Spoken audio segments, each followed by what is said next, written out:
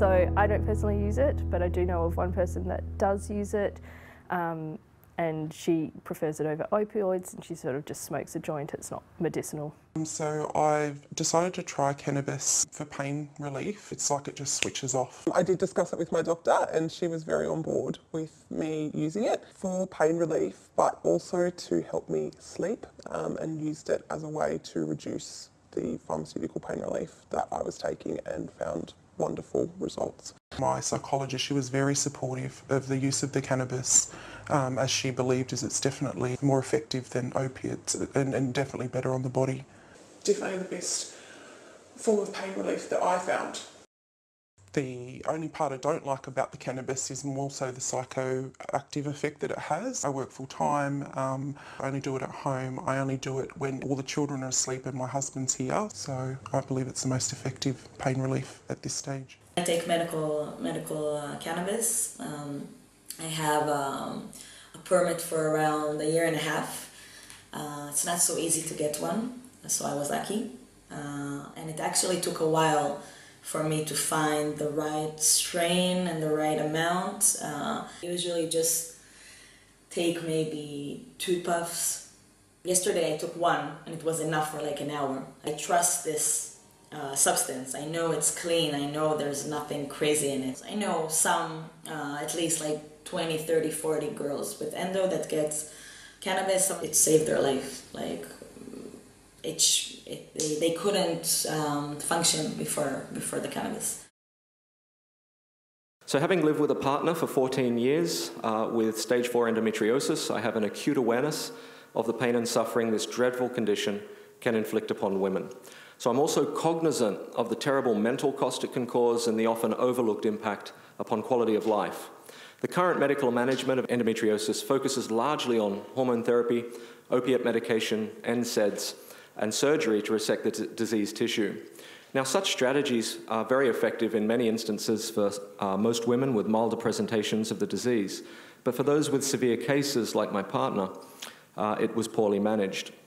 So it's poorly managing in many instances for women with stage 4 their chronic pain and poses several risks when it comes to drug side effects, particularly addiction to opiates. My partner had 5 laparoscopies and finally a partial hysterectomy last year, and I'm saddened to report that she is still not without significant symptoms. The AMA has stated that Australia has a major problem with addiction to prescription medications, highlighting the opiate class as a major contributing factor. Recent research has shown that medicinal cannabis, grown to incredibly high-quality standards, may not only be able to help people with chronic pain, but reduces the reliance on the opiate drug class for pain relief. I've met several women, particularly in the United States, who are managing their pain from endometriosis with medicinal cannabis prescribed by a licensed doctor. And in most cases, they were able to significantly reduce the use of some of their prescription medications and have improved quality of life. I've also met several here at home doing the same, albeit not under the care of a medical professional. Obviously, such case study evidence is not robust. It's not a clinical trial, but it should at least provide the medical logic that that may guide clinicians to consider the current evidence of cannabis and chronic pain, and hopefully assist in establishing more rigorous studies on medicinal cannabis and endometriosis in the future. Whilst not a panacea, I strongly believe that medicinal cannabis can provide another useful tool in the medical armamentarium that is safer in some instances with less side effects than certain drug classes, and hope that cannabis would be a first-line option and not an option of last resort, as it currently is with the TGA. And I hope to show this to you through the evidence as I take us through. So this is just a list of my disclosure for transparency. So please note that I'm not paid nor have received payment from any medicinal cannabis cultivators, either here in Australia or internationally.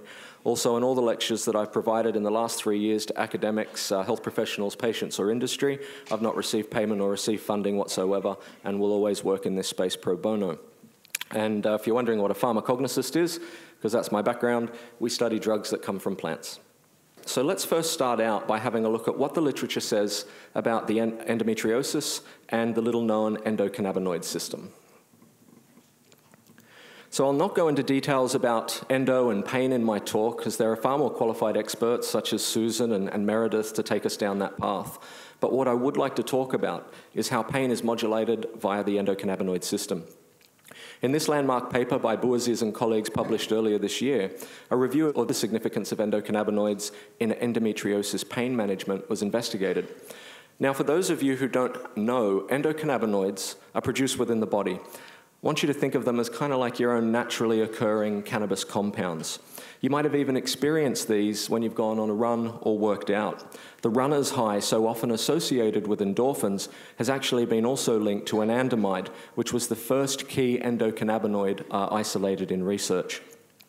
These endocannabinoids then interact with cannabinoid receptors within the brain and other tissues. So here's a quick breakdown of the endocannabinoid system. We'd know nothing about this entire neuromodulatory system if it was not for research into the cannabis plant. And whilst it's too big a topic to obviously cover in 20 minutes, suffice it to say that it's an integral part of how the body regulates and maintains homeostasis and has serious implications for how we perceive and manage pain. Now, essentially, the endocannabinoid system is comprised of three major components. Number one, the cannabinoid receptors, the CB1 and CB2 receptors, which are distributed throughout the various organs and tissues. Number two, we've got the endogenous ligands, the endocannabinoids, which basically interact with those receptors. And there you can see up on the slide N-arachidonyl ethanolamine, or anandamide, and 2-arachidonyl glycerol, which are our two main endogenous ligands. So the best way to think about this is when you think of the receptors, think of a lock. When you think of the endogenous ligands, think of the key. And when the two come together, this can elicit a physiological response. And then lastly, we've got the enzymes that actually manufacture or break down those endogenous ligands so that they're made on demand and being able to be removed as needed. So another interesting compound is called palmitoyl ethanolamine, which we shorten just for today to PEA. Now, whilst not a classic endocannabinoid because it doesn't bind to the CB1 and CB2 receptors, it does bind to receptors that are the same class and described as cannabinoid-like G-protein coupled receptors. And it's also been shown to potentiate endocannabinoid actions like anandamide. So I want you to keep PEA in the back of your mind for now, as I'll be showing you some interesting research about this very soon. Now, in this review, still on the Bouaziz paper, the researchers highlight there are three main types of pain, those being nociceptive, inflammatory, and neuropathic. Now, wherever you see on this slide the term ECS, this is where the endocannabinoid system interacts with the various mechanisms that contribute to pain, therefore showing a potential target for pain amelioration or modulation. So key to this discussion is the role of nerves and inflammation, with many researchers considering, of course, endometriosis to be a chronic inflammatory disease. Bouaziz posits that the inflammatory mediators establish an environment for hypersensitivity to inflammatory stimuli. Furthermore, the central nervous system plays a key role in the experience of pain, particularly in chronic pelvic pain patients, and endocannabinoids may play a significant role in reducing pain signaling, particularly in the region known as the substantia gelatinosa in the spinal cord. Now, neuropathic pain is one of the more difficult types of pain to treat and manage pharmaceutically, and therefore focusing on the ECS and its regulatory mechanisms within the central nervous system is a very novel target utilizing endocannabinoids, plant-based cannabinoids, those that come from the cannabis plant and other plants, or synthetically derived cannabinoids that have been manufactured in a lab. So remember that PEA that I talked about, palmitoyl ethanolamide. So that endogenous compound, here we have some studies that have actually looked at its use in primary dysmenorrhea and endometriosis. Now, Tartaglia noted that 400 milligrams of PEA with polydatin, which is a precursor for resveratrol, antioxidant compound, saw improvement of pelvic pain in 98% of patients. Whereas the study by Caruso on endometriosis, also on PEA, but this time using lipoic acid or alpha-lipoic acid, noted improvement in quality of life, sexual health, and progressive reduction in the pain syndrome. Lastly, preliminary results released by Lamonti and colleagues found that PEA at 400 milligrams with polydatin showed statistically significant improvement in pelvic pain, dysmenorrhea, dyspareunia, as well as improvement in quality of life and decreased use of non-steroidal anti-inflammatories. A weakness of the study, however, is that it was only on 24 women, but the results are certainly encouraging. Now, this posits whether endometriosis could be the result of an endocannabinoid deficiency. of which more research certainly needs to take place, but which may explain why many women are finding relief of the many symptoms of endometriosis by utilizing cannabis. So that begs the question then, what exactly is medicinal cannabis and how is it different to recreational cannabis? So we'll have a look at that right now. So there's no special species or strain or type that separates medicinal cannabis from recreational cannabis, except that the latter is usually bred to have very high levels of tetrahydrocannabinol, or delta-9 tetrahydrocannabinol, commonly known as THC, which is the main psychoactive compound which users chase to get high, and it doesn't have much else. So it's grown sometimes hydroponically in poor conditions, and in many instances has used pesticides and fungicides that may be harmful to ingest. So the first point is that what makes medicinal cannabis unique is it's grown to incredibly high quality standards and is tested for things such as heavy metals, aflatoxins, microbial contamination, and pesticide and fungicide residues. Secondly, medicinal cannabis has grown to such standards that the amounts of medicinal components, so things like THC, CBD, CBG, CBN, whichever they are, can be very tightly regulated, giving measured and reproducible results every time. So something that physicians, of course, would surely want to give to their patients so that you can get that same reproducible result. So this is definitely a requirement and not something that you'll be able to ascertain from the black market, as they do not test for any of these things. So as you can see, the dried, unfertilized female inflorescence, or little flowers, is used medicinally. And much like Catholic school, we keep the boys from the girls to ensure that the flowers from the females are full of cannabinoids and terpenes, and not the seeds from reproduction, which would reduce their potency. So the cannabinoids and the terpenes are the main chemicals within the plant that have medicinal benefit, and they're stored in these tiny little hairs or glands called trichomes, which are all over the flower. Now, interestingly, cannabis has been used by our ancestors for millennia to assist with pain management, with analgesic properties being reported in the written histories of cultures of China, India, Persia, Samaria, and also the Roman Empire. Our earliest recorded history is in 2700 years before Christ, where it was utilized for, and wait for it, rheumatic pain, intestinal constipation, and disorders of the female reproductive system.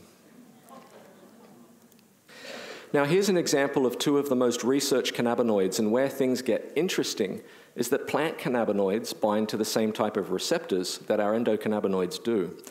Now, THC there up on the left binds with relatively high affinity to our CB1 and CB2 receptors in the central nervous system, very similar to that of our own endogenously manufactured anandamide, which is why it's so useful for pain.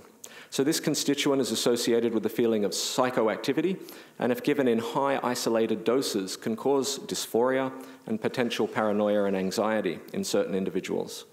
Now, pharmacologically, THC is a well-described analgesic in the management of pain related to cancer, muscle spasm, migraine, phantom limb pain, spinal cord injury, damaged nerves, and even post-surgery pain. CBD, on the other hand, or cannabidiol, is classified as a non-psychoactive cannabinoid and doesn't produce the same high. CBD actually opposes the dysphoric effects of THC, which is why it's of benefit to ensure the two constituents are present in varying amounts or ratios, depending on the therapeutic condition that's being treated. Unlike THC, CBD has very little affinity for the binding to CB1 and CB2 receptors, but rather works via different mechanisms of action, such as being an agonist for serotonin at the 5-HT1A receptor, which may explain why it exhibits antidepressant and anxiolytic activity. So as you can see, CBD also has other significant actions, those being antioxidant, anti-inflammatory, and neuroprotective. But this is just two cannabinoids out of a total of 144 that have been characterized from this genus. But regrettably, I don't have time to go through all of them today. Or I'm sure you're all breathing a sigh of relief. So cannabis and pain, what does the evidence say? So what we're going to do is just have a quick look, because this is something that I constantly come up with in the talks, is that there's not enough evidence. So I'm going to give you a snapshot of what currently is available. Now, I'm sure many of you will be interested to hear with this paper by Light that suggested that the top reported condition in Colorado, where it's both legal medicinally and for recreation, is for severe and chronic pain, coming in at over 94%. So 94% of medical users choose to use it for this. Further supported by Ilgen and colleagues, who in 2013 reported that over 87% of participants in their study were seeking medical cannabis for pain also. Now, not surprisingly, there's a variety of evidentiary outcomes based on the rigor of the scientific studies and their designs. But here in the Journal of Pain Management, published in 2016, it was interesting to note that Medicinal oral mucosal sprays, so such as Sativex, which you can already access here in Australia, resulted in pain reduction, but with variable clinical significance. So, however, studies of smoked or vaporized cannabis consistently demonstrated statistically significant and clinically relevant reductions in neuropathic pain. Smoked or vaporized forms pass the blood-brain barrier very quickly, often within 1 to 2 minutes, and have a very fast onset of action, which is quite different to ingested doses when you take that internally, which can take between 45 to 90 minutes to actually work, as they need to pass through the metabolism of the liver. The good thing about that, though, is that they're often more potent and have a longer lasting effect. There's been many documented cases in Colorado and California of grandmothers that picked up brownies that were medicated and ended up seeing purple dinosaurs. So it's definitely something you need to be concerned about.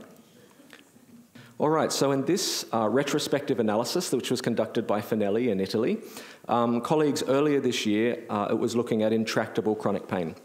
Now, it was shown that cannabis tea was a primary delivery method, with 76% of patients continued treatment and 15% dropped out due to side effects, but these side effects were not described as severe.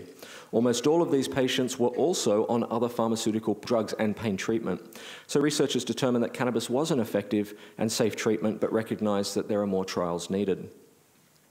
And it's not all about THC, of course, because CBD also possesses local analgesic, neuroprotective and anti-inflammatory actions, which may significantly impact on chronic pain sufferers.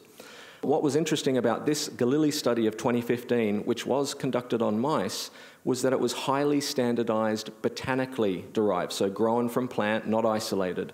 And here it refers to it as clone 202. And that clone 202 performed better than isolated CBD alone. So administered both intraperitoneally and orally, not only did it demonstrate a clear correlation between anti-inflammatory and pain-relieving activity, but that it demonstrated increasing responses with increasing dose. And now let's actually have a look at the review of evidence, particularly in humans. So in this review by Hill in 2015, it was shown that the use of cannabis for chronic pain, neuropathic pain, and spasticity associated with multiple sclerosis is supported by high-level evidence.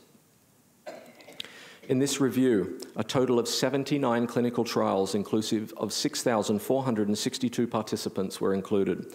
Compared with placebo, cannabinoids were associated with a greater average number of patients showing reduction in pain and greater average reduction in numerical pain rating scales, suggestive that there was moderate activity or moderate quality evidence for the use of cannabis and cannabinoids with chronic pain. But this year, in early 2017, the National Academies of Sciences, Engineering and Medicine released this comprehensive review, which you can download for free as a PDF, entitled The Health Effects of Cannabis and Cannabinoids, the Current State of Evidence and Recommendations for Research. Here's a summary of their findings, which is, as you will see, shows conclusive and substantial evidence for the treatment of chronic pain in adults. The evidence is now incontrovertible that cannabis can relieve chronic pain, but this does not mean it's not without risk and will work for everyone, as everybody's endocannabinoid system is slightly different. And the one-size-fits-all model will likely not optimize patient outcomes. And this should excite a lot of clinicians dealing with chronic pain. Bach-Huber and colleagues published a paper in the Journal of the American Medical Association Internal Medicine in 2014, which has clearly demonstrated that state medicinal cannabis laws in the USA are associated with significantly lower level opioid overdose mortality rates, which lowered in year 1 by 20% and strengthened to 33% after 6 years, with an average of about 24.8. The CDC in the USA posted that in 2010, over 16,000 people died from pharmaceutical opioid analgesics. And what does Australian statistics say? This is what you can see here. Lots of people that are suffering with this, and the concern I have there is that they are just Victorian statistics.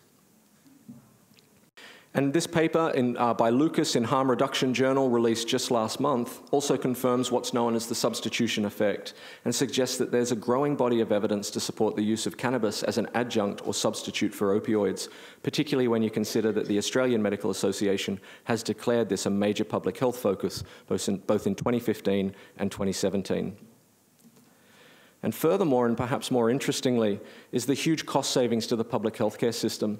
In this study by Bradford and Bradford in 2016, it was shown that between 2010 and 2013, US states with medicinal use of cannabis were shown to have a 12% lower rate of pain relief prescriptions in the US Medicaid patients and 8 to 13% lower rates of prescriptions for anxiety, depression, psychosis, nausea, and sleep disorders. So national overall reductions in the Medicare program when states implemented medicinal cannabis laws were estimated to be approximately $165 million US. So in finishing up, I just wanted to touch on some of our directions for research, particularly, well, not just with cannabis, but in general at NICM.